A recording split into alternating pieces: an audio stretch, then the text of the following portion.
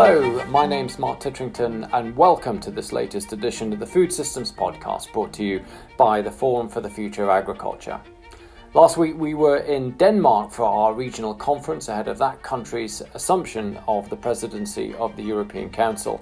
And we were fortunate to be joined by the Minister for the Green Transition, Jeppe Bruus, who joined us to discuss the work that's been happening in Denmark to drive the transformation of the agri-food system.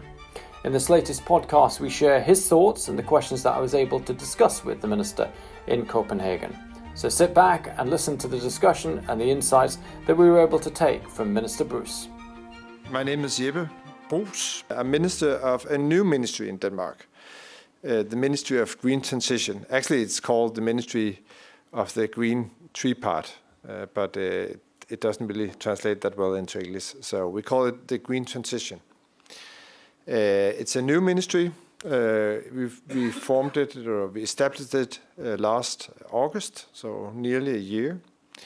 And it's the first time in Denmark that we actually have this Ministry of Green Transition.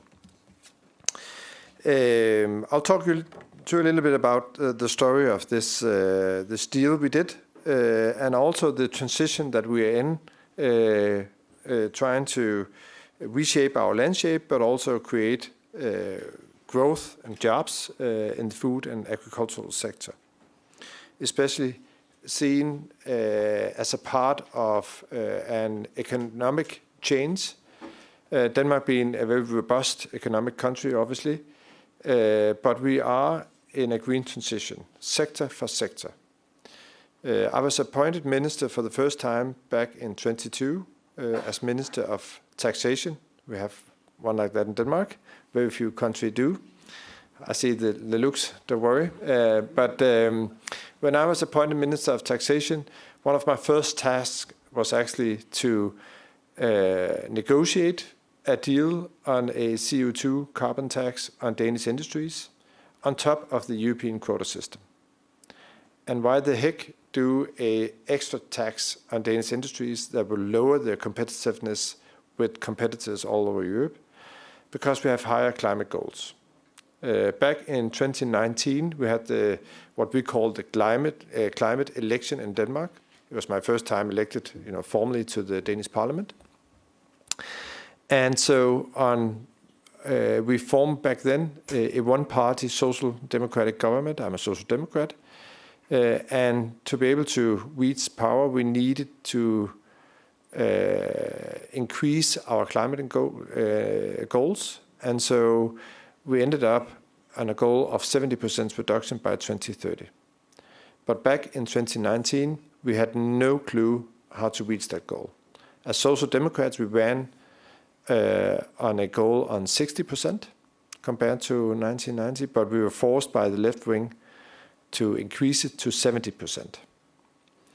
And so in 2020, we did a deal with the parliament and a new law, climate law, saying we need to reach 70% by 2030. We also had a midterm goal by 2025 this year to reach between 50 and 54% compared to 1990.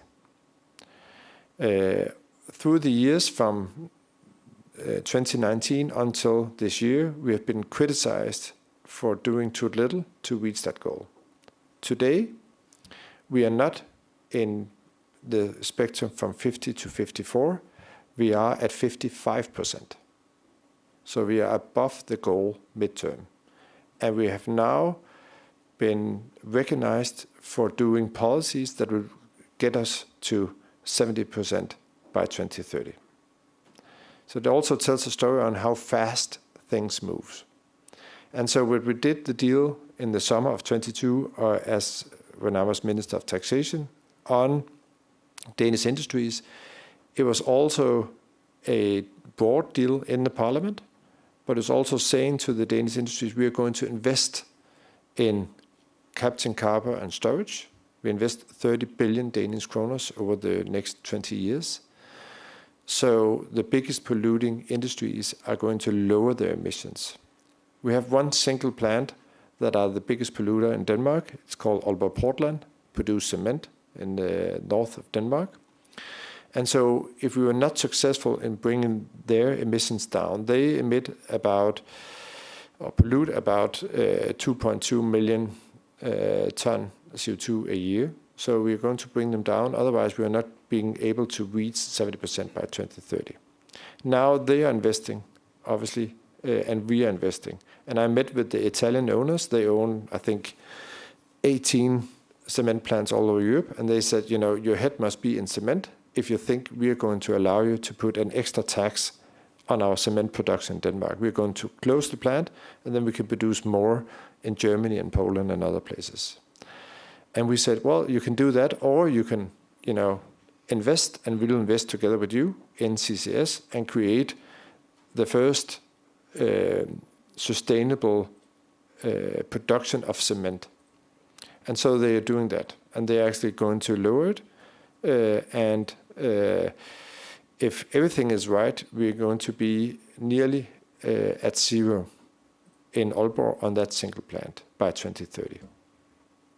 So it just tells you the story of how fast things move. And so as Minister of Taxation, I did also taxes on transportation and aviation. And so also then trying to figure out how do we lower emissions from our agricultural sector. Since we have lowered emissions from industries, from taxation, from the transportation sector, the agricultural and food sector today is due to 1/3 of all emissions from Denmark. By 2030, it will be half of all emissions, since other sectors are going down.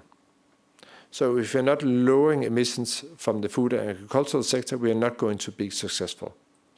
And so that's why, as part of that, we decided when we formed a new bipartisan government at a new election in 2022 in Denmark, we decided that we will introduce a carbon dioxide tax on livestock as the first country in the whole world. And so it's my task as Minister of Taxation to figure out how to do it. And so I studied it very well. Where have you had some experiences? You had it in New Zealand, you had it in the Netherlands. Two very different cases, but both places, they were not successful. And so we used the formula that we know in Denmark, what we call the three-part, where at the labor market you have the employers, you have the employees, you have the government, sitting together, negotiating the terms that are due on the labor market. And so we sat together with the largest agricultural, or the Food and Agricultural Council, the largest green NGO in Denmark, 5 ministers from the government, municipalities, others parties. We were actually 8 parties last spring, with the goal of negotiating how do we reduce emissions from the agricultural sector. It was about introducing a tax on livestock, but it was also about introducing a tax on peatlands, since we have drained lands for centuries and decades actually in Denmark, dating back to 1864, when we lost about 1/3 of the land in a war with the Germans. It's not so good. So we needed to, figure out what we lost on the outside, we need to win on the inside. How do we create food production to deliver for the population in Denmark and other places? And so 60% of the Danish landscape is agricultural land. So now we are going to take out peatlands that are polluting our atmosphere. And as a part of that deal, we also focused on higher water quality, recognizing that we are not living up to the European Water Framework Directive, where we should actually be finalized in a good water quality, Denmark being a small country, surrounded by waters and fjords. So that was a second part of that deal, focusing on nitrogen pollution. A third part of the deal was actually nature and biodiversity, since we have a biodiversity crisis that are probably even bigger than the climate crisis. So how do we create even more forest and land, increasing our forest in Denmark by 40%, planting 1 billion trees over the next 20 years, if it translates into you going around the world 38 times. And also that is also obviously a tool in terms of lowering emissions. And it was also about creating growth and jobs in our food and agricultural sector. And that's also the convincing argument for our climate policies in Denmark, that we're doing it on some pretty key principles. First of all, we want to do it in a way where we are not seeing protests on the streets. So we need to do it in a way where we are all on board and where we are creating jobs and growth and not the opposite. Second of all, that we take care of our own pollutions, so we are not moving out industries or agricultural farming in other places where they then can pollute. It should be social, fair and balanced. So all these principles are obviously very keystone, but it's also a part of Denmark having a robust economy, investing in the sectors. And so all these four elements translate into us taking out 15% of our current farmland to forest, to undraining of peatlands, to protect our fjords and seas, to protect our climate, and doing it in a way where farmers can then grow even more, produce even more extensively on the robust lands that are not polluting our fjords and seas by nitrogen or polluting our atmosphere. So that's a balance of the deal. It's reshaping 10% of our landscape. So it's also about creating big areas for forest and biodiversity. And so we have debated this in Parliament. There's been deals for many, many years. And they have that in common, that they have never really fully been implemented. I'm sure that you recognize that, as a parliamentarian, we're focusing on creating solutions on concrete problems. And so when we have done a deal and we have solved the problem, we move on to the next problem. And so the task of implementing is always key, obviously. And we have not been that successful in implementing our deals on climate, on agriculture, etc. So we decided to create a new ministry with the simple task of implementing this one deal.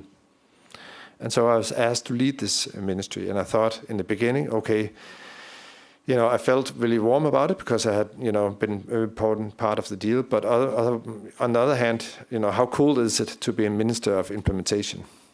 It's pretty cool, actually, since it's a lot of policies and it's a huge deal, and it's going to reshape our landscape, and it's about doing it in partnership with the food and agricultural sector, in a partnership with the green organizations, in partnership with municipalities.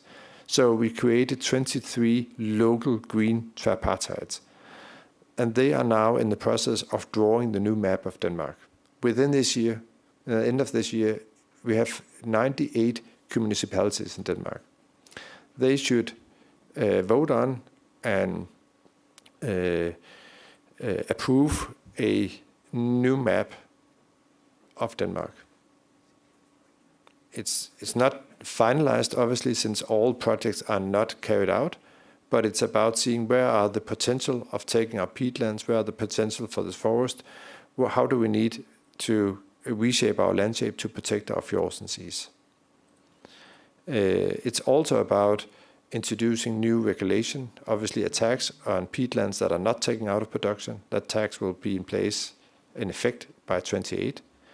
These weeks I'm negotiating with Parliament a new regulation on what can you do on your fields in terms of how much we try to translate into saying, okay, if you are in an area with a fjord and we see a lot of pollution in this fjord, how much do we need to reduce to be able to create decent water quality and live up to the Water Framework Directive?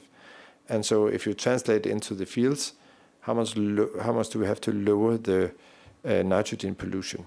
And so it translates into the single farmer saying, okay, then with my quota, how can I, what kind of crops can I use on my fields, etc. So it's a very difficult task, but we're doing that. So it's also about building a toolbox that can actually be implemented. That's just not that short, but an introduction to the Green Deal, to my job as Minister of Green Transition. And also, as Denmark, taking over the presidency of the European Union in a few weeks, it's also our hope to use this as an inspiration, but also to influence, obviously, policies at the European level as well. Thank you very much. Super. Jeppe Bruus, thank you. Please join us. Minister, I mean, you hit on some of the kind of key points there that just shows what is a fairly unprecedented scale of the plan that you've got.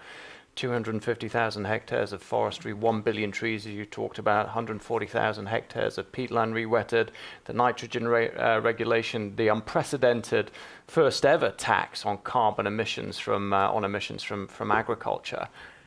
How did you do it when others haven't been able to forge the kind of consensus that you appear to have done here in Denmark? Yeah, at the same time when we were negotiating this deal last spring, farmers were protesting on the streets in Brussels against proposals from the European Commission. Ursula von der Leyen had proposed some suggestions as probably also a part of the re-election campaign, and they had to withdraw or take back some of the proposals, the Commission. So at the same time, in that environment, we were sitting at the same table in Denmark. So how the heck did we do that? That's also why I started by the story about industries and transportation, because the context here is important. As we are lowering emissions from other sectors, they also look at the agricultural and food sector saying, now we have taken our responsibility. We are investing our money in producing a sustainable in our transportation sector, in our industries. Now you have to do the same. Otherwise, if we are going to reach 70%, we need to, increase the tax on Danish industries, for example.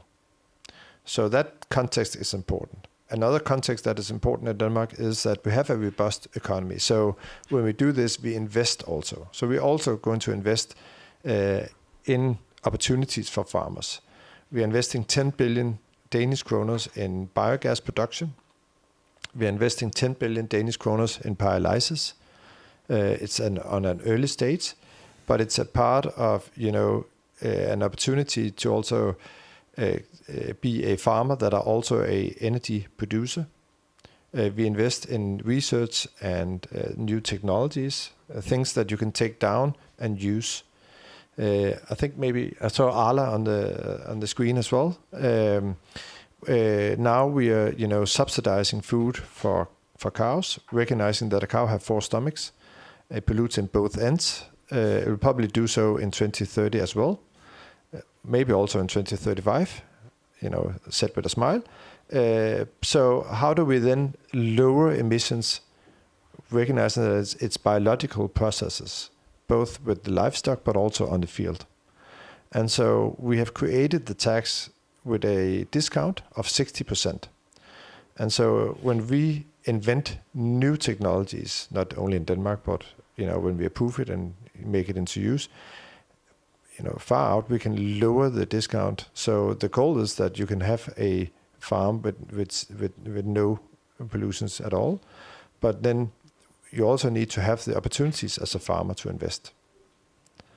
So it's the same principle that we did with industries. We said to the industries, you can actually invest in a industrial production, even of cement, without polluting. So if you're not investing, you're going to pay the tax. But it's an incentive to lower your emissions and also to increase your competitiveness, also with you other companies across Europe, because consumers and companies will also ask for a cleaner product in their own account of their footprints. And so we also see, there was a concern back in 2022 when I was a Minister of Taxation, with a risk to lower the jobs in the Danish industries.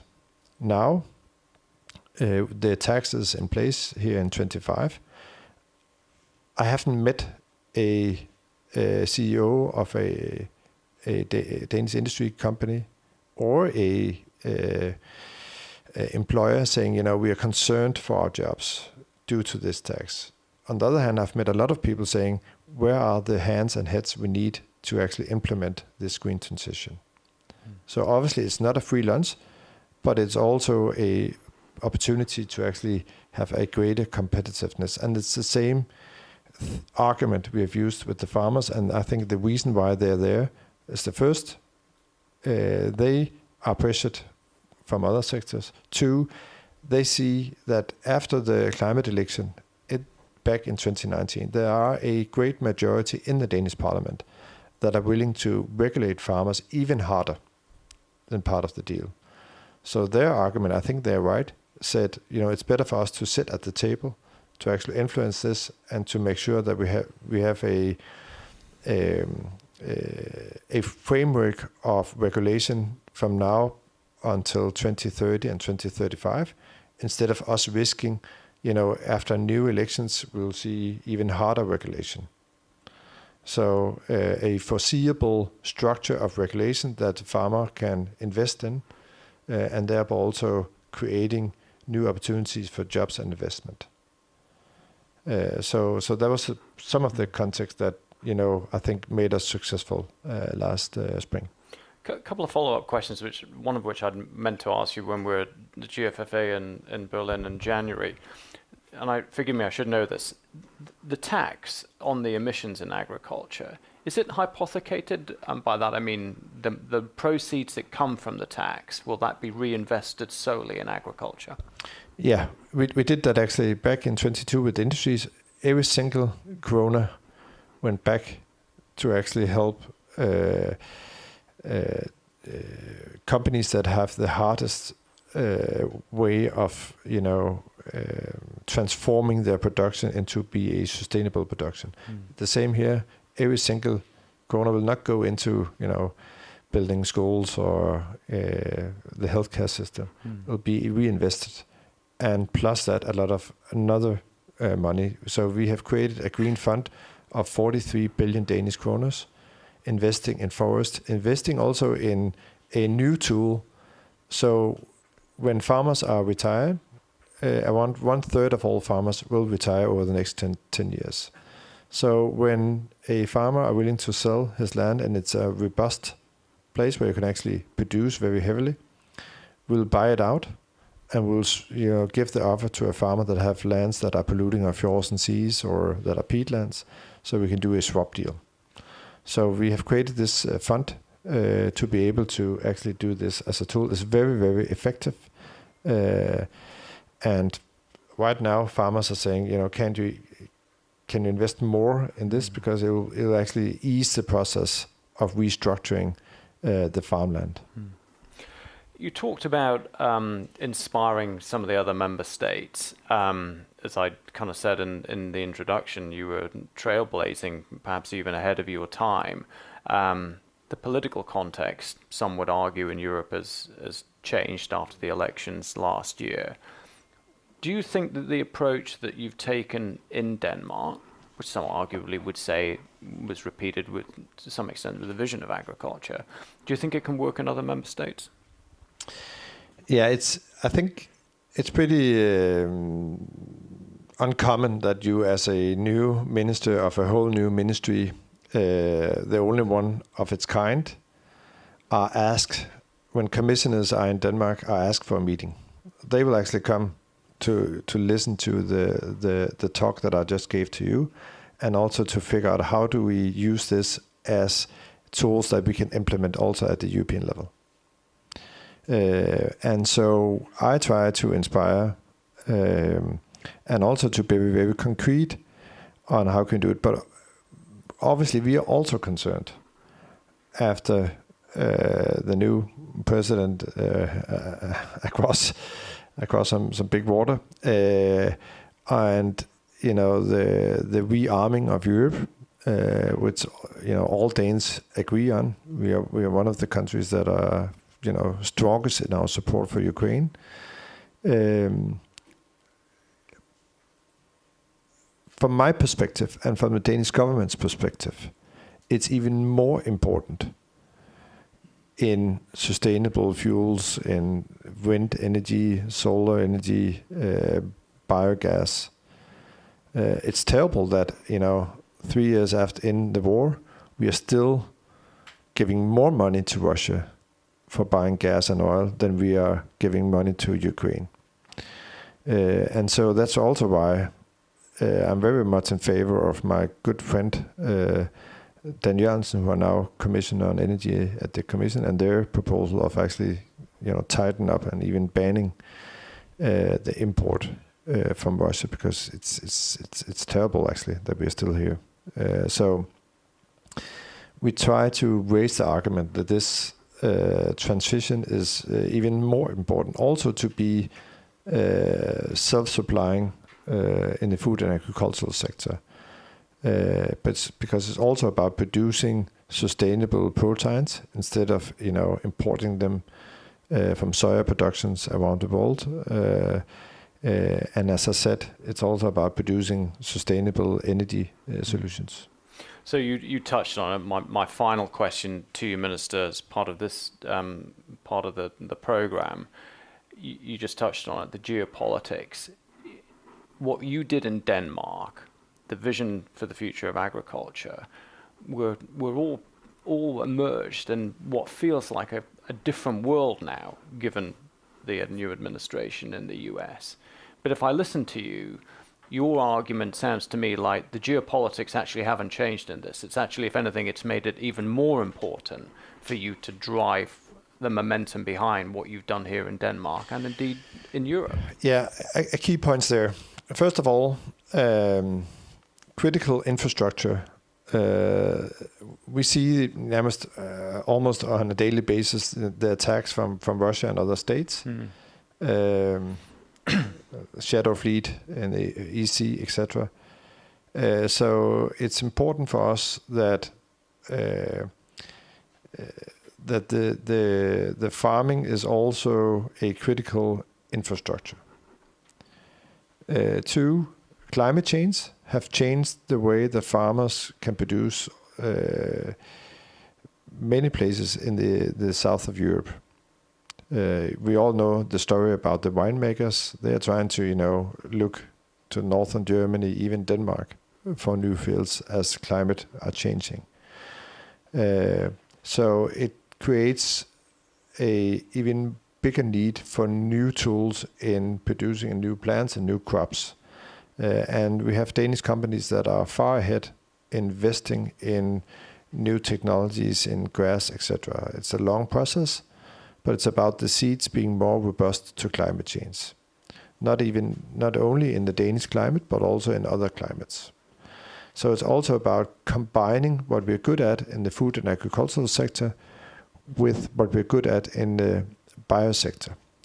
Everyone know Novo Nordisk, but they have other companies, Novonesis and others, that are actually investing in new ways of using. For example, we have a company in Søborg where I live, 21st Biosolution. They produce milk protein without cows. So they have a small production where by fermentation, etc., they actually produce milk protein. The same is a smaller part of Arla's business to do milk protein and also do milk powder that you obviously can export to countries where they have no cows and farming. The Middle East, for example, when I was at COP28 in Dubai have a vision of being self-sufficient with milk and meat, but without any farming. And so when we try to, now we have done a growth team that are looking into how do we create even more growth and jobs in our food and agricultural sector, but it's also combining the food and agricultural sector with the biosector. Not to